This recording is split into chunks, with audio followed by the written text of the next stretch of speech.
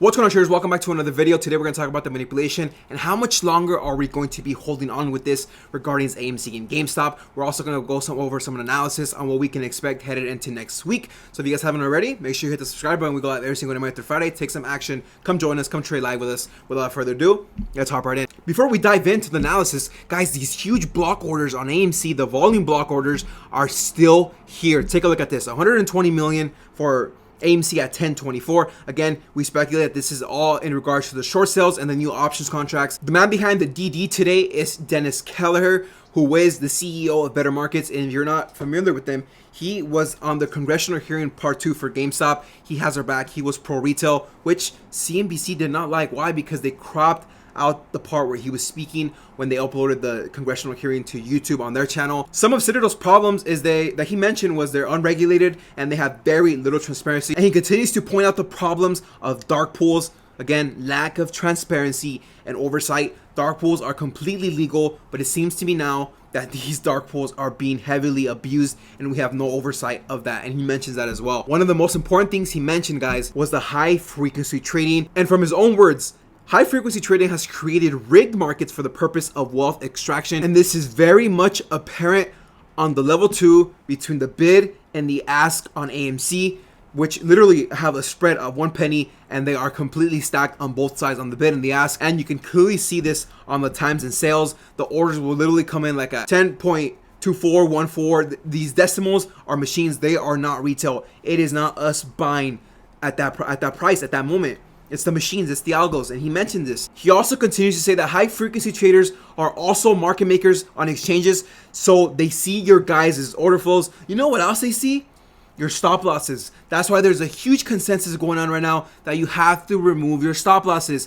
They go stop loss hunting. For example, today, guys, on GameStop, here at $200, when we were watching this live, and one thing that I was worried about was, of course, $200. And why $200 here on GameStop? It's human nature to just set at whole numbers, which is why I'm huge at whole numbers, these $half marks, and 200 is just a reasonable number where traders can set their stop losses. And look, this candle went from 201 down all the way to 192. That I can almost guarantee our stop losses going off due to the market makers setting them off. And this is exactly why I myself, I don't use stop losses. I've never used a stop loss. If I am going to have a stop loss on another stock, I use a mental stop loss and I just keep it in accordance to the price. And yesterday, FINRA fined Citadel $275K, which is just literally a slap on the wrist. And this was data back from 2017 July through October of 2019. This just goes to show, man, if these punishments, quote unquote, might take some time before they're actually settled and followed through. And why were they fined, you may ask? While claiming Citadel Securities had no relevant disciplinary history prior to its $275K settlement, FINRA did fine Citadel $700K for trading ahead of inactive OTC customer orders in a settlement from last year. And this ties back to what Dennis was saying, front running. Now, how do we fix this? One of the things he said is that these individuals must be fined, not just the companies. I'm pretty sure we can all come to the agreement that this is true, because why? They're just gonna keep on doing it. Another interesting point is the whistleblower. Someone comes out and exposes everything going on. Yesterday, the SEC had a closed door meeting. We still have no true information of what went on behind that meeting, behind closed doors. We don't have any data as of now, but this happened about 2 weeks ago. Citadel portfolio manager Chris Wheeler leaves hedge fund again. Chris Wheeler, a money manager at billionaire Ken Griffin's Citadel, has left the hedge fund firm. It continues to say Wheeler, who rejoined Citadel less than 2 years ago, departed this week, according to a person with knowledge of the matter who asked not to be identified because the information is private. Can it be a possibility, again, conspiracy time, can it be a possibility that he is the whistleblower behind helping give information to the SEC? It might be a possibility, but there's only a matter of time before we know the truth. So now let's go over some technical analysis here on GameStop. Again, we hit new highs at 218, guys, but we immediately started pulling on back. Again, we cracked under 200. We did indeed close above 180. The question still remains, what is going to happen next week? Just based off the technicals, guys, we are still within that descending triangle range above 180, which was that first initial line of support in which we cracked down to 115. Now the question is, how strong can we remain that 180 support headed into next week?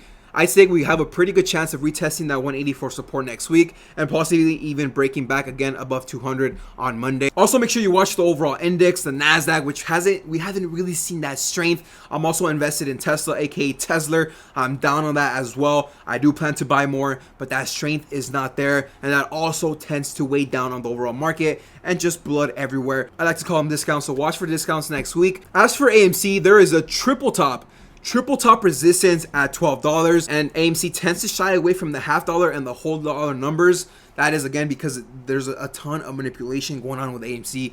It's very much apparent throughout the day. Watch the level 2, watch the bid and the ask.